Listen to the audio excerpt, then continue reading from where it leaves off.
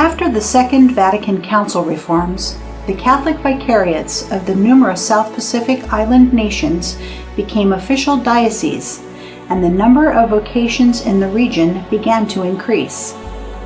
In response, in the early 1970s, the Episcopal Conference of the South Pacific made the decision to establish a seminary on the island nation of Fiji, one of the Columban mission countries. In mid-1972, an informal seminary opened in the bishop's quarters in downtown Suva, the capital city of Fiji. In 1973, the Pacific Regional Seminary, or PRS, opened its doors in a new scenic location overlooking Suva Bay. Protestant and Catholic missionaries had evangelized the region of the South Pacific, known as Oceania, relatively recently, so the peoples were still responding to and learning about the Christian message.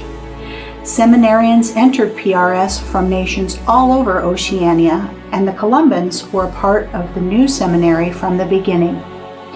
Columban Father Dermot P. Hurley was one of the first spiritual directors of PRS. Early on, Columban Father Gerald McNicholas taught church history there. Numerous other Columbans have taught and served at PRS.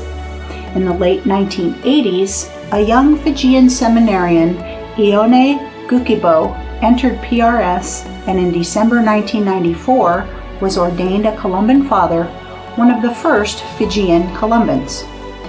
Father Gukibo has served in Peru, Australia, and Brazil, completed graduate studies in Rome, and continues to teach at PRS and mentor Columban seminarians there. Columban Father Charlie Deuster taught church law at PRS for many years. Other Columban ordinations from Oceania would follow in the coming years, many of whom studied at PRS.